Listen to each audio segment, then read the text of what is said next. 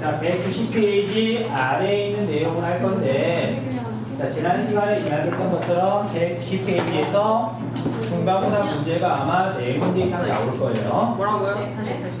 190페이지에서만 중간고사 문제가 4문제 이상 나올 거라고. 자, 우리가 2학기 때는 일정 자체가 되게 촉박해가지고 계약한 지 얼마 안 됐는데 벌써 중간고사 준비되잖아요. 중간에 이미 추석 연휴도 껴있고 뭐 축제도 있고 그래가지고 실제로 공부할 시간이 많지 않아. 범위가 좁은 만큼 시험 문제가 나올 만한 부분에서는 정말 다 나올 거예요. 자, 우리가 190페이지 내용 아랫부분을 보면은 자, 이쪽은 전력에 대한 이야기고요. 구체적으로 이제 전력 중에서 전기를 생산하는 발전에 대한 이야기예요. 발전.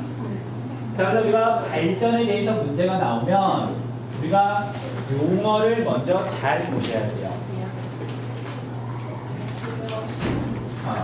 자, 먼저 발전 양식에 대해서 물어보는 문제가 있는데 발전 양식소는 발전 유형이라 그래요. 어떠한 방법으로 전기를 생산하느냐. 그래서 이렇게 물어볼 때는 기호가 몇 개가 등장을 하냐면 3개가 등장을 해요. 3가지만 구분하면 되는 거예요. 자, 그래서 불을 떼서 불의 힘을 이용해서 전력을 생산한다.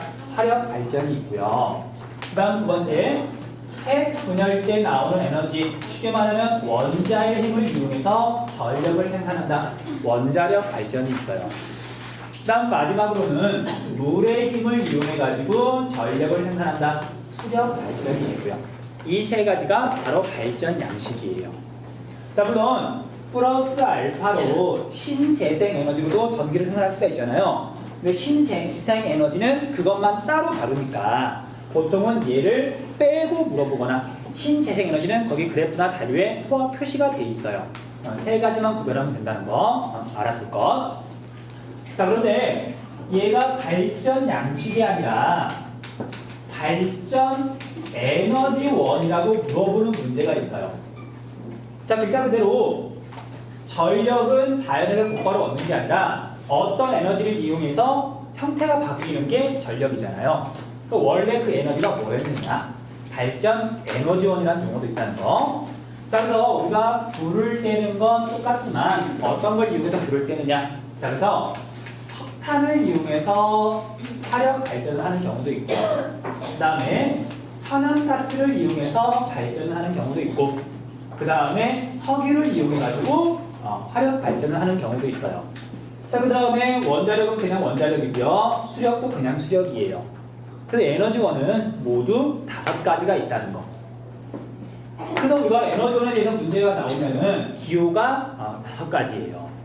에너지, 그러니까 발전 양식에 대해서 물어보면 기호가 3가지고 이걸 구별을 쓰셔야 돼요. 자, 그럼 일단 외워질 거 하나 먼저 말을 할게요. 또 어떤 발전 양식이 전력을 더 많이 생산하느냐? 순서만 외워두시면 돼요. 어떤 게 1등일까? 화력. 화력이 1등이에요. 자, 해마다 수치는 조금 달라지니까 수치를 외우지 마시고요. 대략 3분의 2가 화력 발전으로 전력을 얻어요. 화력 발전이 3분의 2. 그 다음 원자력 발전이 쏘리 숫자가 잘못됐네. 미안해요. 근데 해마다 좀 달라져. 자, 66.5%고요. 그 다음에 원자력이 약 3분의 1, 31.3%. 그 다음에 수력은 전력 생산이 굉장히 적어요. 1.4%밖에 안 돼요. 자, 순서 외우시면 돼요. 화력, 원자력, 수력이 1등, 2등, 3등이라는 거. 그 다음에 에너지원별로 따져봤더니 우리 교재에도 이제 물론 나와 있는 내용이지만 2010년도 기준으로 각각의 비중 그냥 적어줄게요. 그러면 기억해야 될 건 우리나라에서 가장 전력을 많이 생산하는 에너지원은 석탄이에요. 자, 얘가 얼마냐면 40.9%, 40.9%. 그 다음에 천연가스가 20.3%, 그 다음에 석유가 5.3%라는 거. 자, 나머지 건 그대로 쓰시면 되고요. 자, 정리하자면 발전 양식 중에서는 화력이 1등, 발전 에너지원 중에서는 석탄이 1등, 두 가지만 기억하시면 돼요.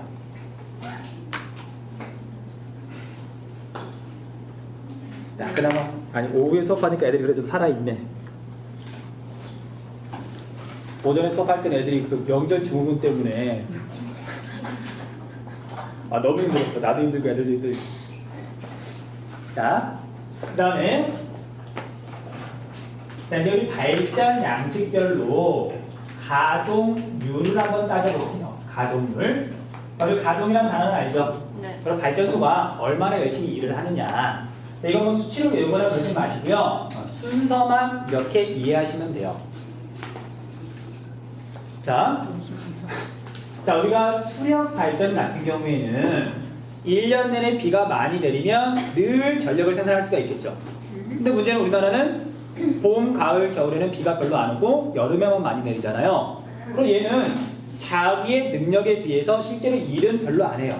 뭐 일을 할 수가 없는 거죠. 그래서 우리 수력 발전은 가동률이 높을까 낮을까? 맞아요. 당연히 낮아요. 자, 그래서 다른 발전 양식에 비해서 수력은 압도적으로 꼴등이에요. 일을 하고 싶어도 못하잖아. 자, 그러면 이제 화력하고 원자력만 따지면 되는데요. 자, 우리 원자력 발전 볼게요. 자, 원자력 발전은 얘가 굉장히 복잡하죠. 첨단 기술이기도 하고, 그다음에 굉장히 많은 안전장치도 필요하고, 그래서 얘 같은 경우에는 처음 이제 전기를 생산하기 위해서 스위치를 켜잖아요. 그럼 이런저런 테스트를 막 하고 실제로 전기를 생산할 때까지 보통 이틀 정도가 걸린대요. 기계가 복잡하니까. 그냥 이게 불처럼 껐다 켰다 할 수 있는 게 아니라. 그러니까 여러분 알다시피 원자력 발전은 그러니까 우라늄을 한번 넣으면 보통 한 1년씩 계속 돌아가거든요. 하루하루 바꿔주는 게 아니에요. 그 원자력 발전소는 별 일이 없으면 1년 내내 계속 돌아가요. 그러니까 키는데 이틀, 끄는데도 역시 이틀이거든요. 자, 그래서 원자력 발전소는 1년 내내, 그래서 얘는 가동률이 가장 높아요. 당연히 그 중간에 해당하는 게 화력 발전이 되겠죠. 화력 발전. 자, 그래서 우리가 전기를 많이 쓰는 여름하고 겨울에는 화력 발전소가 상대적으로 일을 열심히 하는 거고요. 그 다음에 봄이나 가을, 요즘엔 냉난방 안 하죠? 네. 그러니까 봄, 가을에는 상대적으로 전기를 좀 적게 쓰니까 그때는 화력 발전소가 조금 노는 거예요. 그래서 그 가동률은 원자력 발전소가 1등, 수력이 꼴등, 그렇게 기억하시면 돼요. 그쵸? 여기까지 어려운 내용 없죠? 여기까지 정리하세요. 여기까지 정리. 끝. 헐, 막말 쩔어. 꼴랑 10분 수업하고 끝! 너 어디 갔다 왔는데, 명절 때? 속초. 속초? 그럼 어느 곡에 넘어갔어요? 대관령은 못 넘어갔어요. 그래, 대관령 아니니까 물어본 거야. 모르겠어요. 한계령 안 넘어갔어, 한계령? 기억이 안 나요. 가는 데는 고속터미널, 아니 고터 그거 버스 타는데 오는 데는 앞가 가진차 타고. 속초 갈 때는 한계령 넘어가요. 야. 화장 엄청 많던데요. 한국지리 생각났어요 가면서. 가면서 그런 생각을 해. 생각났어. 내가 나와서 생각을 일부러 한 게 아니고 생각이 났대잖아. 왜 그런 생각이 나요? 너무 짜증났어요. 그래서. 난 즐기고 싶은데 왜 한국지리가 생각나는 거지?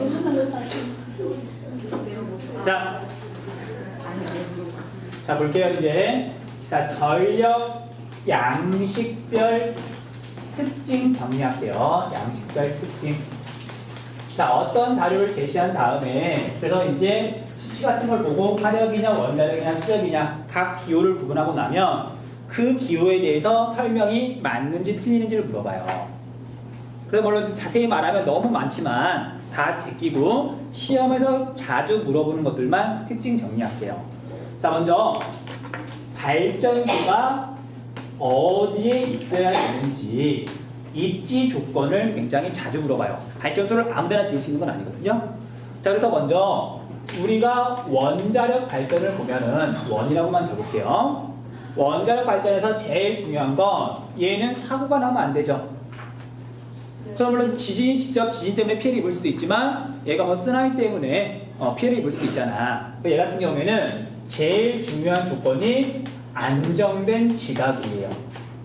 일단 땅이 안전해야 사고가 안 나니까. 그 다음에 자, 이 원자로는 발전을 하다 보면 굉장히 온도가 많이 올라가거든요. 자, 여러분들 2011년도에 터진 그 후쿠시마 원자력 발전소 있죠? 걔가 왜 터졌대요? 그러니까 쓰나미 때문에 얘가 터졌는데 얘가 물결에 맞아가지고 곧바로 터진 게 아니라 한참 있다 터졌잖아요. 녹아서 그런 거 아니에요? 그러니까 오래. 자, 우리 쓰나미 때문에 그 원자력 발전소에 있는 냉각 시설이 고장이 났어요. 그 원자로를 식히지 못하고 얘가 온도가 계속 올라가면서 얘가 녹아가지고 터진 거잖아. 그 원자력 발전소에서 반드시 필요한 게 뭐냐면요. 냉각수가 반드시 필요해요. 그럼 풍부한 냉각수, 물을 얻기 쉬운 곳. 그럼 대부분의 원자력 발전소는 바닷가나 아니면 강가, 아니면 호수가에 있어요. 중요한 조건이에요. 그래서 우리나라에 있는 원자력 발전소도 전부 다 바닷가에 있어요. 원자로를 시켜야 되니까.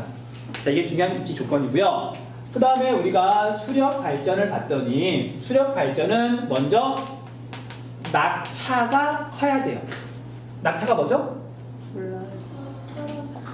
떨어질 차이, 높이 차이.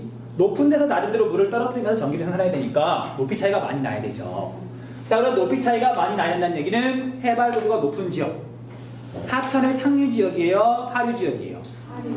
상류 지역. 하류 지역, 바닷가 지역은 높이 높은 곳이 없잖아요. 자, 그래서 얘 같은 경우에는 하천의 중상류 지역, 다른 말로 표현하면 얘는 내륙 지역에 있는 게 보통이에요. 바닷가 지역이 아니라 땅 한가운데에 수력 발전소가 있더라. 자, 그 다음에 얘 같은 경우에는 이왕이면 물의 양이 많으면 많을수록 유리하겠죠. 그 다음에 화력 발전은 딱히 입지 조건이 없어요. 구조도 되게 단순하고 그래가지고 그냥 화력 발전소 짓고 싶은 데다가 지을 수가 있어요. 근데 유일하게보다는 이제 걸리는 제약이 사람들이 싫어해요.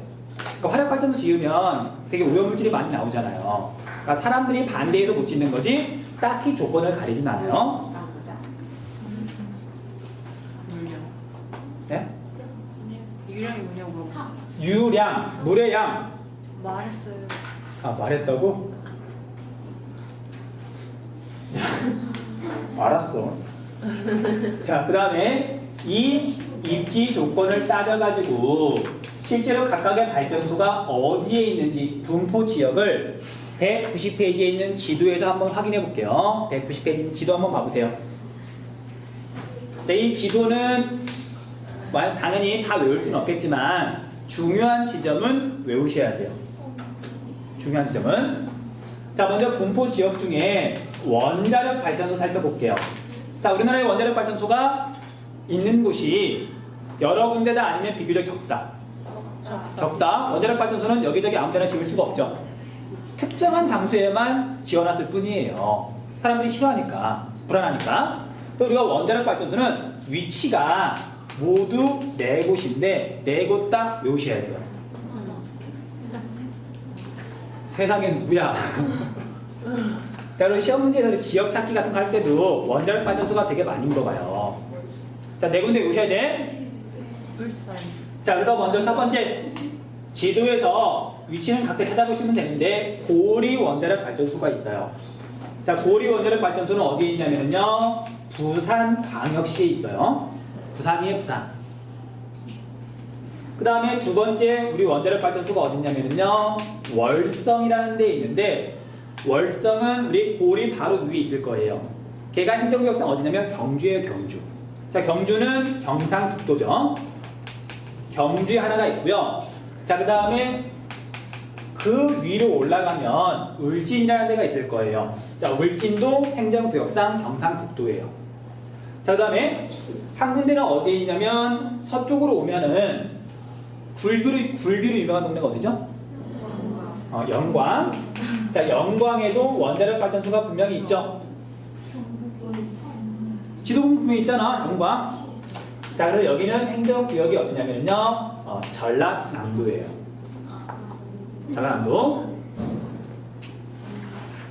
전라남도. 자, 그래서 나중에 어떤 자료가 나왔을 때 경상도하고 전라도에만 그 발전이 있다. 그럼 원자력 발전소예요. 강원도나 충청도나 거기는 아예 제로다, 없다. 원자력 발전소예요. 딱 4군데밖에 없으니까 이게 판단 기준이 된단 말이에요. 다른 지도에서 이 4군데는 외워두셔야 돼요. 다시 말하지만, 자, 이걸 다시 정리하자면 생활권 이름으로 말하자면 여기는 경상도 지역, 영남권에 3개가 있고요. 그 다음 전라도는 우리가 호남권이라고 부르죠. 호남권에 한 군데가 있더라. 이렇게까지 정리를 해 놓으셔야 돼요.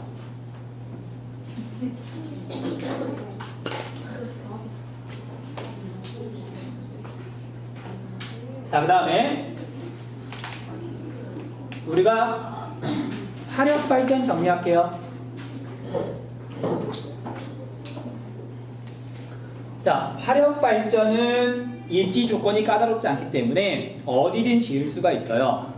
자, 그런데 그렇다고 해서 우리가 강원도 산골에다가 화력발전소를 지을 수는 없잖아요. 기본적으로 화력발전소는 어디다 짓냐면 전기를 많이 쓰는 곳 가까운 데. 발전소 지어서 곧바로 이렇게 전기를 끌어다 쓰면 되니까. 오케이? 자, 그리고 얘 같은 경우에는 기본적으로 또 어디에 있냐면 아무데나 지을 수 있기 때문에 해안가 지역에 지어요. 이유는 원료를 대부분 수입하니까. 여기서 들어왔으니까 바닷가에 발전소가 있으면 그냥 원료 내려놓고 발전하면 되잖아요. 자, 그래서 해안가 지역에 있고요. 전기를 많이 쓰는 곳이 이제 어디냐면은 우리 지도 보면 알겠지만 경상남도 지역에 화력발전소가 굉장히 많아요. 경상남도. 자, 그 다음에 또 어디에 화력발전소가 굉장히 많냐면요. 충청남도에 화력발전소가 많아요. 자, 경상남도는 남동 임해공업지역. 전기 많이 쓰니까 발전소가 많은 거고요. 충청남도는 왜 발전소가 많냐면 수도권에는 화력발전소가 많을까 적을까? 적어요. 수도권은 사람들이 너무 많이 사니까 화력발전소를 짓기가 좀 어렵죠. 사람들이 반대하니까. 수도권에서 가까운 충청남도에 화력발전소를 지어놓고 전기를 끌어오는 거예요. 그래서 충청남도에 화력발전소가 많더라. 해안가에 화력발전소가 여기저기 굉장히 숫자가 많더라. 그렇게 정리하시면 돼요. 자, 그럼 마지막 수력은 되게 쉽죠. 원자력발전소 바닷가에 있어요. 이 4군데 다 바닷가란 말이야. 화력발전소 바닷가에 있죠. 수력발전소 내륙에 있잖아요. 위치를 다 외울 수는 없고 우리 지도 보면 알겠지만 수력 발전소가 내륙 지역에 이렇게 분포하고 있잖아요. 그쵸? 위치를 외우지 마시고요. 이렇게 양상을 기억하시면 돼요. 그 원자력, 화력, 수력, 분포 지역, 특징 이렇게 다시 한번 정리하세요.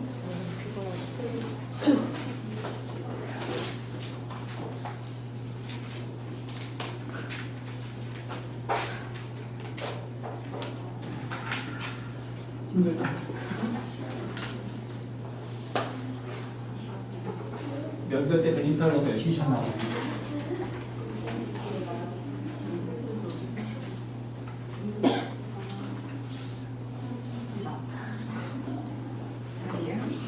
명절 때도 나가는 사람이 생각보다 많아서 운전 시일까지 많아요. 혼자 맞아요? 어떻게 배드민턴 혼자 쳐? 가는 건 혼자 가요. 엄마가 오지 말아서 안 갔어. 왜요? 혼자 내려올 거면 오지 말라 그래서 안 갔어. 너무 슬퍼. 결혼할 때까지 오지 말라는 거잖아. 뭘 훌쩍이야. 그럼 내가 뭐라 그랬을까 우리 엄마한테. 그래요.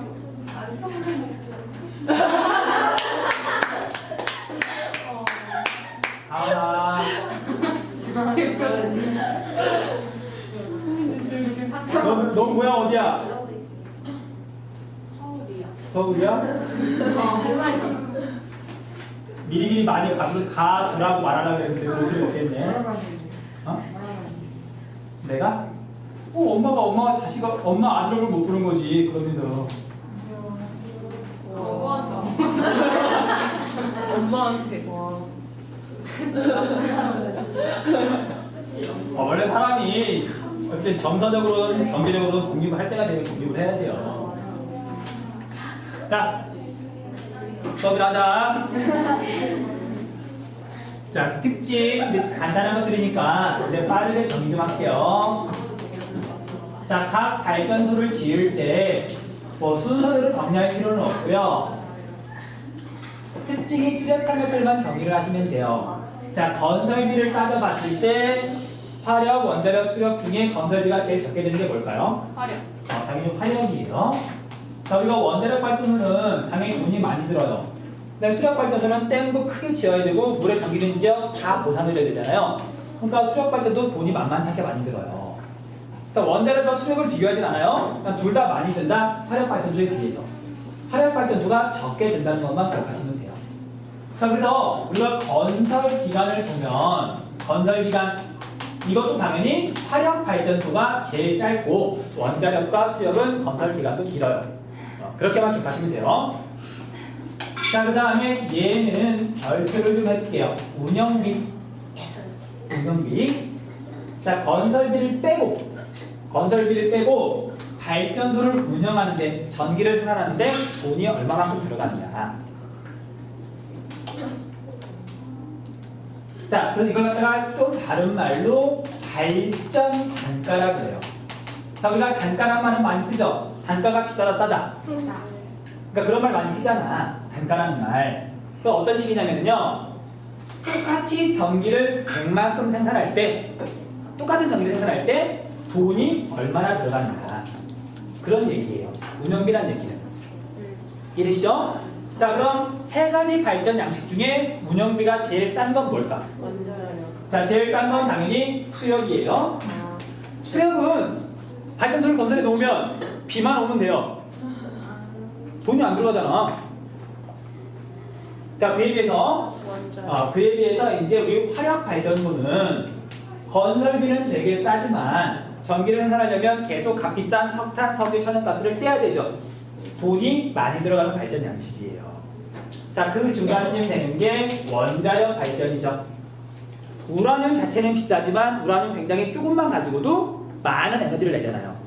그래서 발전 단가는 화력이 제일 비싸고요. 수력이 제일 싸고 원자력이 중간 정도다. 그렇게 정리하시면 돼요. 어우, 거기 할 게 많아.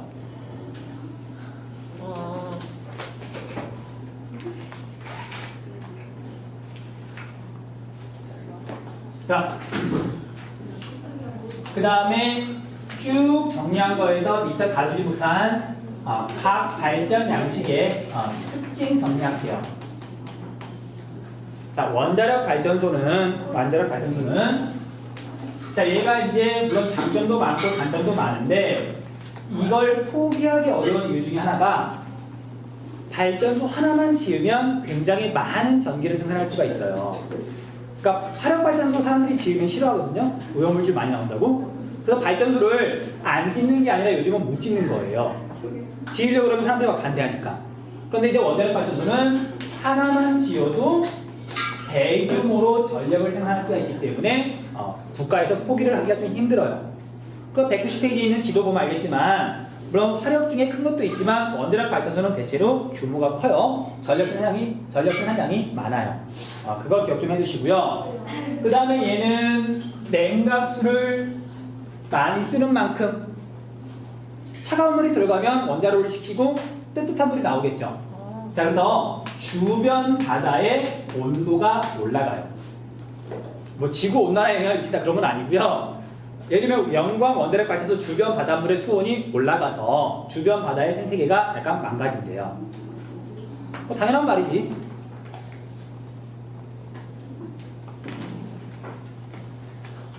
자, 그 다음에 우리 화력 발전은 다른 발전 양식에 비해서 대기 오염이 심하다. 대기 오염이 심하고요. 그 다음에 수력 발전을 봤더니 자, 얘는 발전소를 지으면 전기하고 상관없이 넓은 지역이 물에 잠기죠. 수몰 지역이 넓게 발생을 하고요. 그 다음에 댐을 건설하면 주변의 기후도 달라져요. 자, 댐을 건설하면 뭐가 증가한다? 안개가 증가한다. 이렇게까지만 정리해 놓으시면 돼요. 수몰 지역. 원자력 그 냉각을 해줘야 되잖아. 한 다음에 따뜻해지죠. 따뜻한 물. 거의 그래서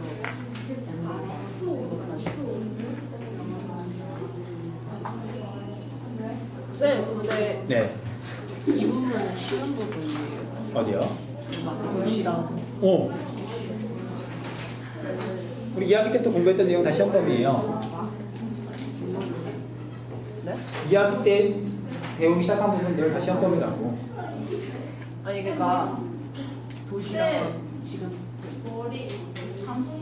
자, 우리 시험범위는 160페이지부터요. 일단 160페이지부터 앞으로 배울 때까지. 아니 제 말은 지금 배우고 있는 부분이 쉬운 부분. 아, 쉬운 부분이에요.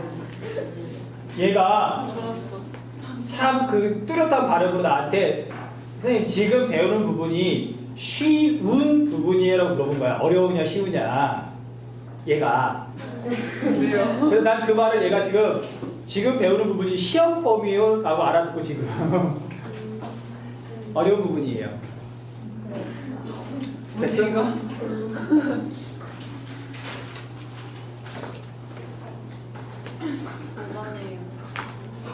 안 돼. 더 해야 돼. 자, 우리가 지금 2학기 일정이 되게 촉박해요. 어쩔 수 없죠.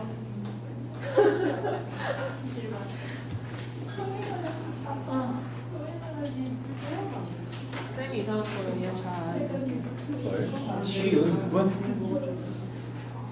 자, 페이지 195페이지 한번 볼게요. 195페이지. 195페이지.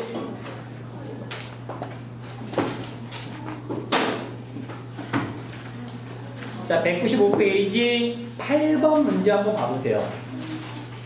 8번 문제. 자, 기출 문제라고 되어 있잖아요.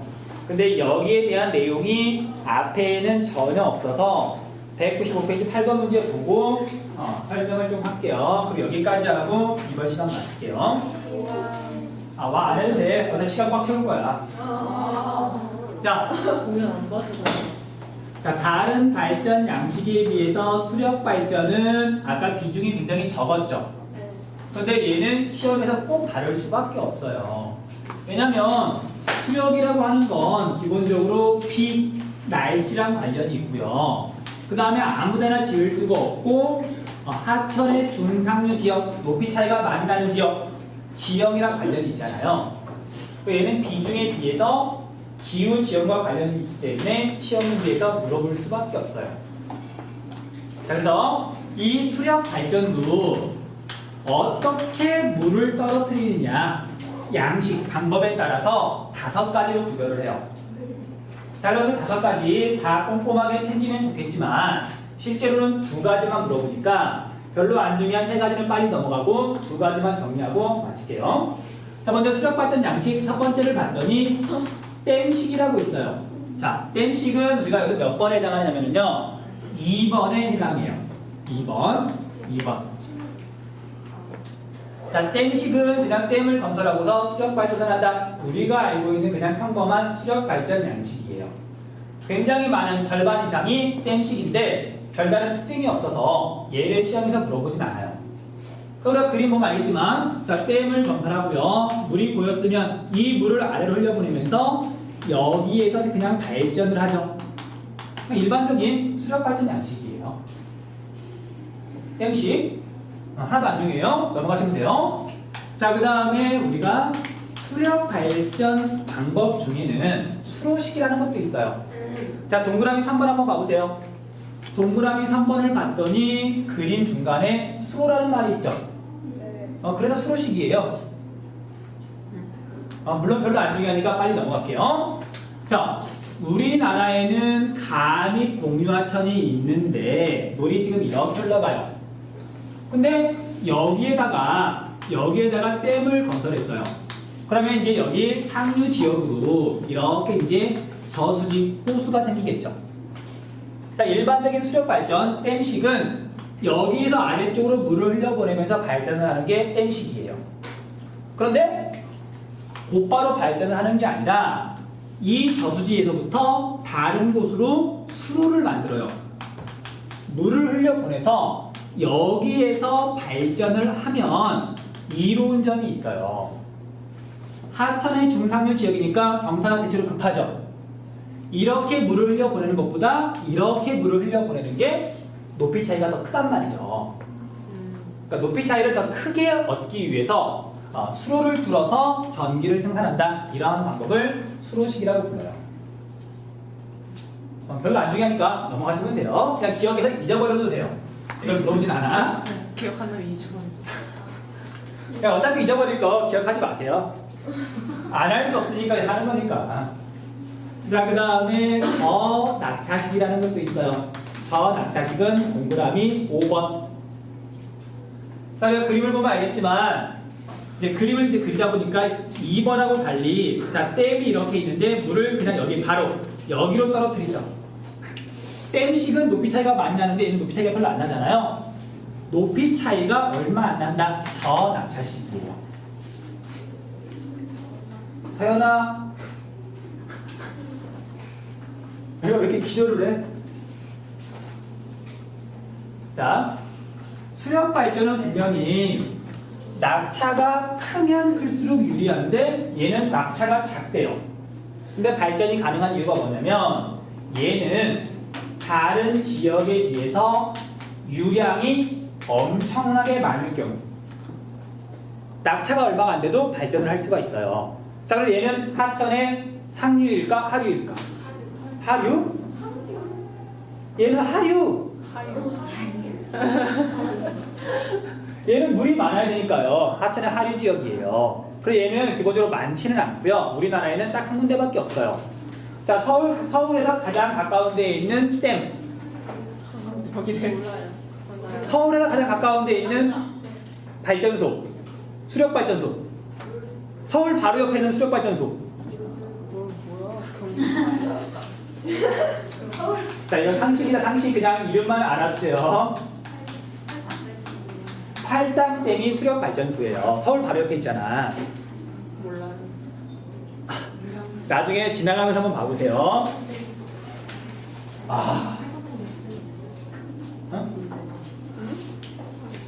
자, 그래서 댐식, 수로식, 저낙차식은 그냥 지금 잊어버려도 상관없어요. 얘네들을 시험에서 물어보진 않아. 자, 대신 지금 정리하는 두 가지는 꼭 알고 있으셔야 돼요. 자, 첫 번째 이제 여기가 중요한 거 양수식 수력발전소. 양수식. 얘는 동그라미 몇 번이냐면요. 동그라미 1번 그림이에요. 동그라미 1번. 자, 얘는 그림을 보고 설명을 할게요. 자, 이렇게 댐을 건설해서 물이 이렇게 고이면 이 물을 아래로 흘려보내면서 여기에서 발전을 해요. 자, 여기까지는 지금 댐식이랑 똑같아요. 똑같은데 동그라미 2번하고 비교를 해봤더니 얘는 이 아래쪽에 댐이 하나가 더 있어요. 자, 그래서 여기 뭐라고 써있냐면 보조댐이라고 써있나? 보조댐이라고 써있죠. 그래서 발전이 끝난 물을 여기다 다시 가둬두는 거예요. 자, 일반적인 댐식은 발전이 끝나면 그 물이 그냥 하류로 흘러가 버리는데 얘는 이렇게 가둬둬요. 저장해놔요. 그리고 이 물을 다시 위쪽으로 끌어올려서 양수를 해서 다시 발전을 해요. 물을 계속 재활용하는 거죠. 이해돼요? 자, 그래서 얘는 비가 내리지 않더라도 그 기후를 극복할 수 있는 방법이 바로 양수식 발전이에요. 양수식 발전. 잘 보세요. 자, 여기 위에 물의 위치 에너지가 100이라 그럴게요. 자, 지금 과학 시간으로 들어왔어요. 물의 위치 에너지가 100인데 이 물을 아래로 흘려보내면서 발전을 했어요. 이때 얻을 수 있는 에너지는 100보다 클까 작을까? 당연히 100보다 작죠. 에너지라는 건 효율이 있으니까 얘가 100% 그대로 전기로 바뀌지 않는단 말이에요. 반드시 에너지는 손실이 일어나잖아. 자, 그래서 발전을 했던 예를 들면 80만큼 전기가 생겼어요. 이 정도만 돼도 에너지 효율이 되게 좋은 거예요. 오케이? 네. 자, 근데 이제 80만큼 이제 에너지가 생겼는데 여기 있는 물을 다시 이렇게 위로 끌어올리려면 100만큼 다시 에너지를 써야 되는 거죠. 근데 문제는 100만큼 에너지를 채우려면 양수할 때는 대략 120 정도의 에너지를 써야 다시 이 물을 여기까지 끌어올릴 수가 있는 거예요. 그 중요한 건 발전을 하면 에너지가 80만큼 생기고요. 물을 끌어올리면 에너지를 120만큼 써야 돼요. 발전을 하면 할수록 안 좋아요. 손해예요. 근데 발전을 왜 할까? 그게 포인트란 말이에요. 자, 얘를 발전을 하는 이유가 뭐냐면은 지금은 이제 조금 달라지긴 했지만 자, 우리 야간에는 전기를 많이 쓴다, 별로 안 쓴다. 안 쓴다. 아니 쓴다. 야간에는 공장 돌아가요, 안 돌아가요? 안 돌아가요. 물론 돌아가는 공장도 있지만 여러분 부모님들 저녁 되면 퇴근하시잖아. 밤에는 이제 회사가 놀잖아. 물론 몇몇 공장이 계속 돌아가지만 야간에는 당연히 상대적으로 전기를 조금밖에 안 쓰잖아요. 그래서 우리나라는 옛날에는 야간에는 전기가 남았어요. 그걸 야간 잉여 전력이라 그래요. 자, 왜 남냐면 원자력 발전소는 가동을 멈춘다, 안 멈춘다? 안 멈춘다. 밤에도 돌아가요. 그 다음에 화력 발전소 중에 굉장히 큰 화력 발전소도 얘가 안 멈춰요. 너무 크니까 껐다 켰다를 참 쉽게 못하는 거예요. 조그만 거야 그냥 껐다 켰다 할 수 있지만, 그래서 이제 밤이 돼도 계속 돌아가는 발전소가 있는데 전기를 별로 안 쓰니까 전기가 남아 돌더란 말이죠. 자, 이건 뭐 개인 사업자가 전기를 생산하는 것도 아니고 우리나라는 대부분 나라에서 전력을 생산하죠. 그러니까 나라에서 봤더니 밤에는 어차피 전기가 남으니까 남는 전기 가지고 물을 끌어올리는 거예요. 자, 밤에 양수를 하고요. 그 다음에 낮에 발전을 하는 거죠. 이해돼요? 그래서 얘를 다른 말로 표현하면 야간 잉여 전력을 활용한다 또는 전력 효율을 높여준다. 전력 사용 효율을 높여준다. 남은 전기 활용하는 거니까.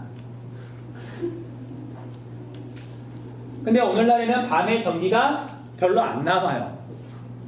요즘 새로 짓는 건물들은 밤에 이렇게 전기를 이용해가지고 얼음 얼렸다가 낮에 냉방하고 그래요. 알아요? 몰라요. 그래서 오늘날에는 양수식 수력 발전소가 가동을 많이 못하고 주로 놀아요. 밤에도 전기가 안 남으니까. 자, 마지막 하나 빨리 하고 마칠게요.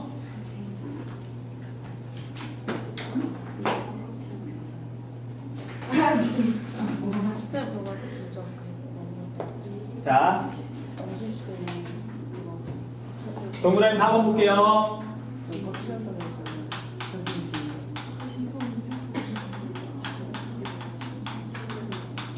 자, 우리 4번 유역 변경식 발전소 빨리 마칠게요. 쌤 근데 이거 4개밖에 없는데 5개 했어. 했어요? 자, 유역 변경식 발전소는 앞에서 사실 이미 설명을 다 했어요. 하천 지형 설명할 때. 핵심만 빠르게 정리할게요. 터널 시간 자, 우리가 유역이라는 말은 하천 지형 시간에 들었던 것처럼 어떤 강의 물줄기가 이렇게 있으면 이 둘레에는 뭐가 있냐면 다른 하천과 이 하천을 나누는 경계 뭐가 있죠? 자, 우리가 하천은 뭐 세상에 하나만 있는 게 아니라 여러 개의 하천이 있으니까 이렇게 하천이 있으면 이 물과 이 물을 나누는 경계, 이 노란 선을 뭐라 그래요? 아니 이제 분시 분수계라 그러잖아요. 분수계는 해발보다 높다 낮다? 높다. 물이 흐르는 곳이 낮고요. 분수계는 해발보다 높아서 분수계 아래 안쪽에 떨어진 물이 하천으로 모여들잖아요. 이 부분을 하천 유역이라 그러잖아요. 기억나? 기억나요? 자, 그래서 지금까지 설명했던 발전 양식을 보면, 자, 예를 들면 여기에 댐을 건설했어요. 그럼 여기에 지금 이렇게 저수지가 생기고 발전을 했더니 그 물이 그냥 이 하천 유역에서 계속 흐르잖아. 댐식, 수로식, 그 다음에 뭐 양수식 전부 다 이 하천에서 이루어지는 거잖아요. 근데 유역 변경식은 뭐냐면 여기다 댐을 이렇게 건설해놓고 발전은 어디서 가서 하냐면 이렇게 수로를 뚫어가지고 다른 하천 쪽에서 발전을 하는 거예요. 하천 유역이 바뀐다 그래서 유역 변경식이라고 해요. 자, 그래서 얘는 뭐랑 관련이 있냐면요. 지형이랑 관련이 있어요. 지형. 주가 아니라 지형. 어떤 지형이랑 관련이 있냐면요. 이쪽은 상대적으로 경사가 완만해요. 완경사. 경사가 완만하니까 낙차가 별로 안 크단 말이에요. 그런데 이쪽은 상대적으로 경사가 급해요. 급경사.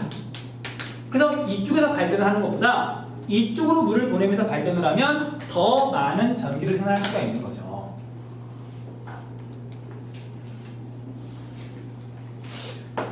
설마 하천정에 설명했던 거 지금 기억 나가지고 자는 건 아니죠? 자, 한쪽은 완경사, 한쪽은 급경사. 이런 지형을 뭐라고 부르죠? 양쪽의 경사가 다른 지형.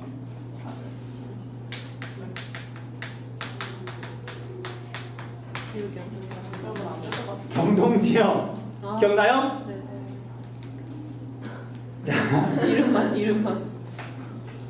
그럼 우리나라에 경동지형이 물론 많이 있지만 이 지형을 이용해가지고 이렇게 유역 변경을 하는 곳은 일단 세 군데지만 두 군데만 알아두시면 돼요. 한 군데는 너무 규모가 작아가지고 지리 선생님들도 몰라요. 꼼꼼하게 조사해본 사람은 아는데 그래서 우리가 이미 했던 데가 어디냐면 강릉 수력발전소 있었죠.